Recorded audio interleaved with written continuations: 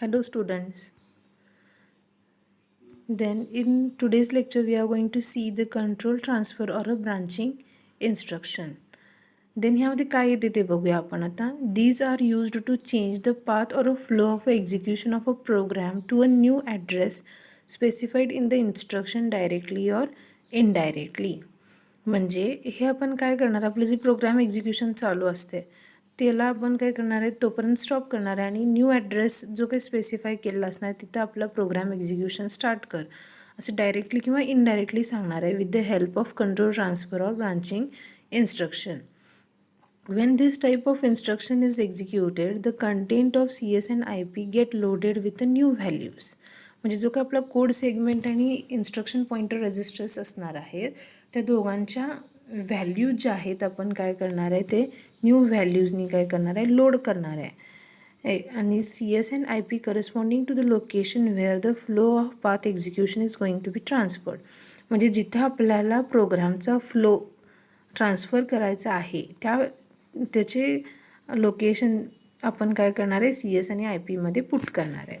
Then there are two types of control transfer or branching instructions. पहिली कुठली type आहे बघा, unconditional control transfer or branching instruction. दुसरं काय आहे, conditional control transfer or branching instruction. मग आपण हे काय आहेत ते बघूया. First, unconditional control transfer or branching instruction. आता अनकंडिशनल आहे म्हणजे काही कंडिशन्स तिथं नसणार आहेत आणि जे काय आपण इन्स्ट्रक्शनमध्ये स्पेसिफाय केलेलं असणार आहे त्या लोकेशनला जाऊन तो प्रोग्राम सब रुटीन जे असणार आहे ते एक्झिक्यूट कर असेही इन्स्ट्रक्शन सांगणार आहे. मग इथं काय दिले बघूया, this type of instruction transfers the control of execution to the specified memory location independent of any condition or status. म्हणजे कोणतीही कंडिशन नसणार आहे, कुठलंही स्टेटस चेक करायचं नसणार आहे हे आणि आपण डायरेक्टली काय करणार आहे, स्पेसिफाईड जे मेमरी लोकेशन असणार आहे तुमच्या इन्स्ट्रक्शनमध्ये त्या इन्स्ट्रक्शनला जाऊन एक्झिक्युशन परफॉर्म कर असं हे इन्स्ट्रक्शन्स सांगणार आहेत. म्हणजे काही कंटेंट्स असणार आहेत CS आणि IPचे ते आपण अनकंडिशनली मॉडिफाय करणार आहे विथ द न्यू CS आणि IP व्हॅल्यूज. लक्षात येते, कोणतीही कंडिशन नसणार आहे आणि आपण प्रोग्राम एक्झिक्युशन ट्रान्सफर करणार आहे टू द न्यू म्हणजे जे काही सब रुटीन असणार आहे त्याला आणि जे काही आपले CS आणि IPची व्हॅल्यूज आहेत ते अनकंडिशनली मॉडिफाय होणार आहेत. तर कंडिशनलमध्ये काय, तिथं कंडिशन काही नव्हती. अनकंडिशनलमध्ये इथं काय असणार, काहीतरी कंडिशन्स असणार आहेत म्हणजे काहीतरी स्टेटस चेक करणार फ्लॅगचे असं काहीतरी म्हणजे कंडिशन्स असणार आहेत आणि ते कंडिशन्स यूज करून जर ती कंडिशन सॅटिस्फाय झाली तरच आपण काय करणार आहे, प्रोग्राम एक्झिक्युशन आपलं ट्रान्सफर करणार आहे to the new subroutine. आणि जर कंडिशन जर आपली सॅटिस्फाय झाली तरच आपले CS आणि IPचे कंटेंट्स मॉडिफाय होणार आहेत आणि आपली इन्स्ट्रक्शन काय होणार, म्हणजे आपले जो काही प्रोग्रामचं एक्झिक्युशन आहे तो ट्रान्सफर होणार आहे to the new subroutine. लक्षात येते. देन आज आपण पहिला पार्ट बघूया, that is unconditional control transfer or branching instruction. त्यामध्ये पहिली इन्स्ट्रक्शन बघा, call a procedure. The call instruction is used to transfer the execution of a subprogram or a procedure. म्हणजे तुमचं जो काही प्रोग्रामचं एक्झिक्युशन चालू असणार आहे ते एक्झिक्युशन ट्रान्सफर करायचं आहे to the sub program or a procedure. आणि त्यात दोन टाईपचे कॉल्स असतात, एक नियर कॉल असते आणि एक फार कॉल असते. पण मी तुम्हाला आताच सांगते कसं असते. नियर कॉल म्हणजे काय, त्यात जर तुमच्या कोड सेगमेंटमध्ये जर तो म्हणजे ती जी प्रोसिजर असेल तर त्याला नियर कॉल म्हणते आणि जर दुसऱ्या ह्याच्यात असेल तर त्याला फार कॉल असं म्हणतात. आपण बघूया डिटेलमध्ये. नियर कॉल म्हणजे काय आहे. A near call is a call to a procedure which is in the same code segment as the call instruction. म्हणजे जो काही तुमचा कोड सेगमेंट आता तुम्ही एक्झिक्यूट करायला लागलाय त्याच सेगमेंटमध्ये जर तुमची प्रोसिजर असेल आणि त्याला जर तुम्ही कॉल करत असाल तर त्याला काय म्हणताय तुम्ही, ॲज अ नियर कॉल असं म्हणताय.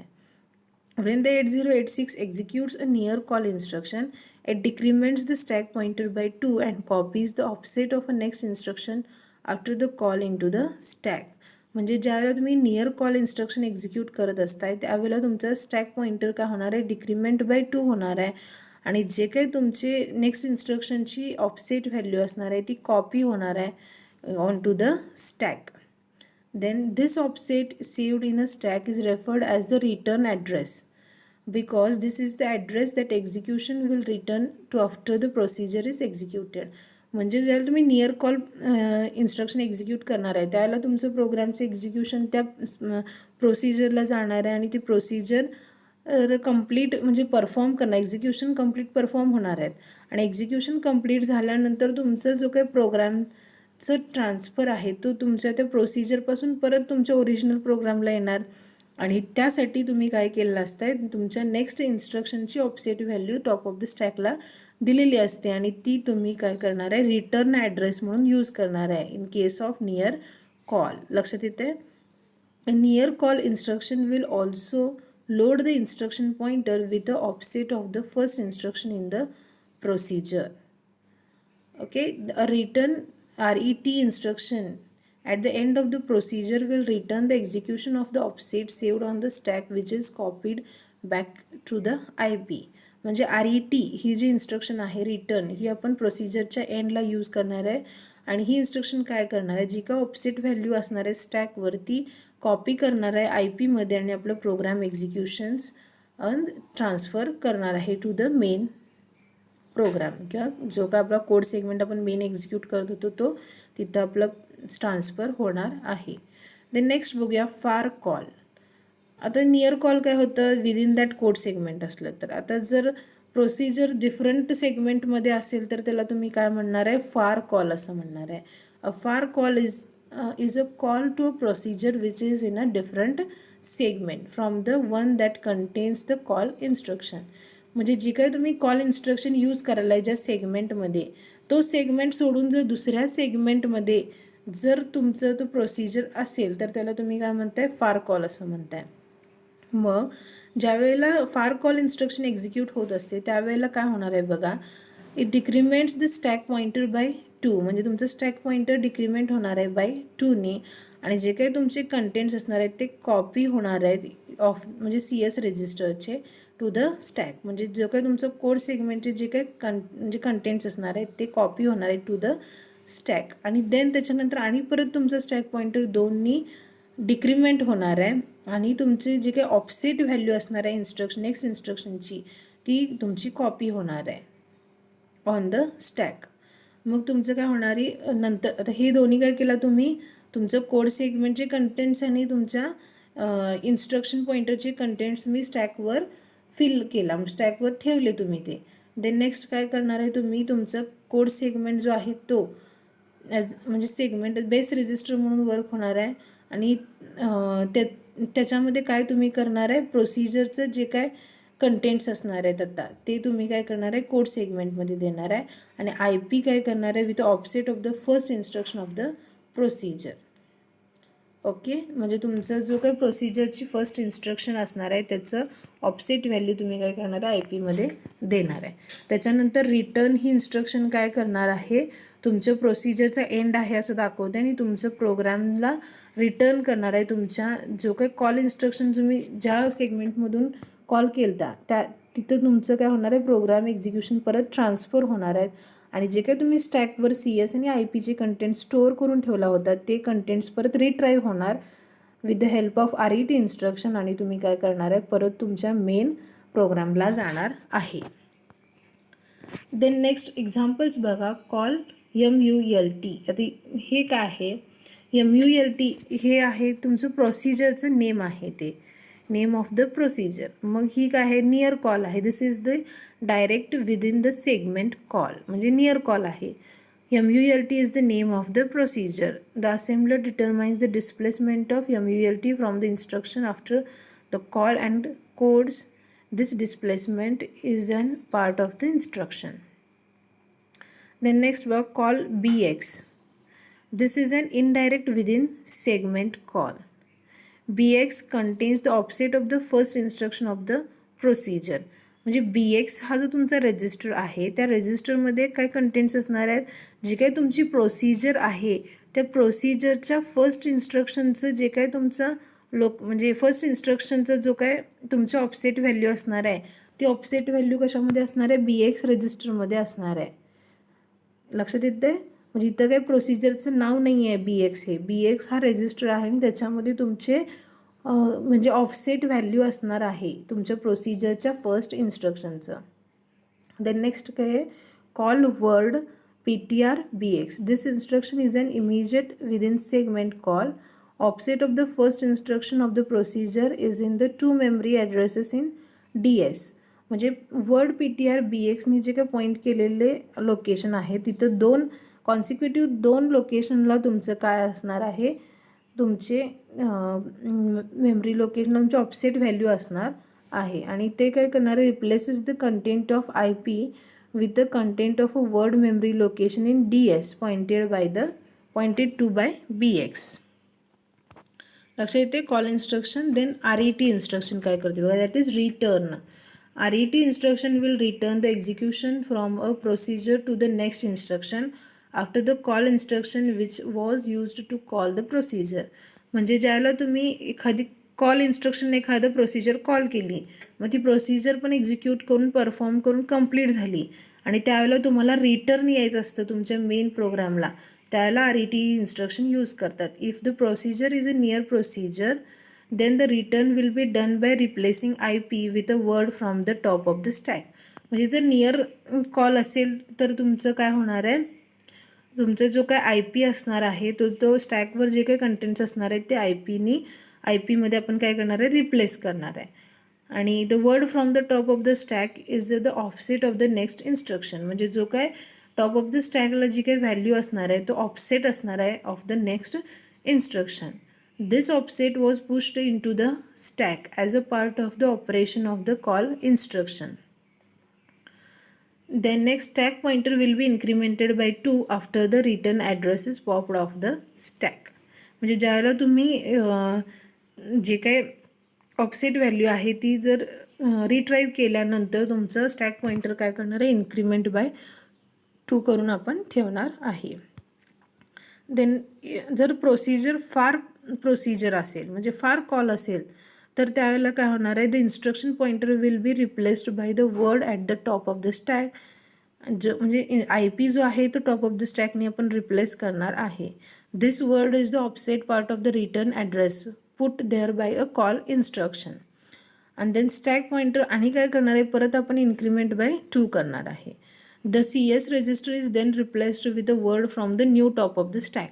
म्हणजे नंतर काय करणार आहे, जो काही CS रजिस्टर आहे त्या CS रजिस्टरमध्ये आपण कंटेंट्स घेणार आहे. जिथं आपला new top of the stack आहे तिथले कंटेंट्स आपण परत CSला मूव्ह करणार आहे.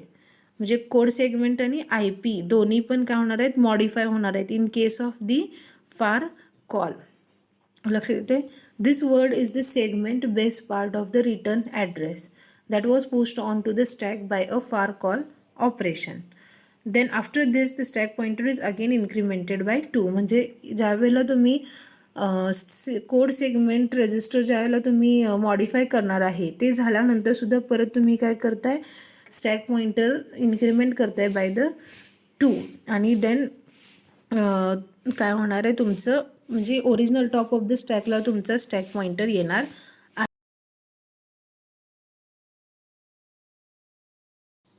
Then next RET instruction can be followed by a number, for example RET 6. In this case the stack pointer will be incremented by an additional 6 addresses after the IP when the IP and CS are popped off the stack. म्हणजे ज्यावेळेला तुम्ही CS आणि IPचे contents pop करणार आहे from the stack, त्याच्यानंतर तुमचा stack pointer increment bye 6 करणार आहे तुम्ही, जर RET 6 असेल तर. This form is used to increment the stack pointer over parameter pass to the procedure on the stack. The RET instruction does not affect any flag. म्हणजे RET इन्स्ट्रक्शनमुळे कुठला flag affect होणार नाही. यामध्ये फक्त आपण जे काही प्रोसिजरला होतो आपण ते म्हणजे नियर कॉल आणि फार कॉल इन्स्ट्रक्शन ज्या वेळेला प्रोसिजरला जाणार आहे तिथून रिटर्न टू द मेनला व्हायसाठी फक्त आपण ही इन्स्ट्रक्शन यूज करणार आहे. त्यामुळं काय ही इन्स्ट्रक्शन कुठल्या फ्लॅगवर अफेक्ट करणार नाही आहे. देन नेक्स्ट बघा INT type. The term type in the instruction format refers to a number between 0 to 255. म्हणजे टाईप जे आहे त्याची व्हॅल्यू किती असू शकते, 0 to 255 असू शकते. Which identify the interrupt When an 8086 executes an INT instruction, it will decrement the stack pointer by 2 and push the flags on the stack. म्हणजे पहिल्यांदा काय करणार, स्टॅक पॉइंटर 2 नी डिक्रीमेंट करणार आहे आणि जे काय फ्लॅग्स आहेत ते आपण स्टॅकवर मूव्ह करणार आहे. देन अगेन काय करणार आहे, स्टॅक पॉइंटर डिक्रीमेंट बाय 2 करणार आहे आणि जे काय आपलं कोड सेगमेंट जे काही कंटेंट्स आहेत ते आपण स्टॅकवर पुश करणार आहे. देन अगेन डिक्रीमेंट बाय 2 करणार आहे. जे काय ऑफसेट व्हॅल्यू असणार आहे नेक्स्ट इन्स्ट्रक्शनची ती काय करणार आहे, पुश करणार आहे on the stack. The INT number instruction on the stack. Then next काय बघा, get a new value for IP फ्रॉम an absolute memory address of 4 times the type specified in the instruction.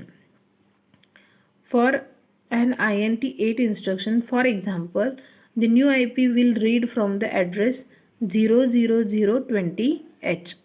ज्यावेळेला तुम्ही INT 8 ही instruction use करणार आहे त्यावेळेला तुमचा IP काय रीड करणार आहे, म्हणजे कुठून रीड करणार आहे, ॲड्रेस फ्रॉम 00020H पासून. Gate a new value for CS from an absolute memory address of 4 times the type specified in the instruction plus 2. म्हणजे आता तुमचं जो काही टाईप स्पेसिफाय केलेला असणार आहे त्याच्या 4 टाईम्स आणि त्याच्यामध्ये परत काय तुम्ही करणार आहे, प्लस 2 करणार आहे. Then for an INT 8 for example the new value CS will be read from the. आता तुम्ही काय करणार आहे, ह्याच्या 4 टाईम्स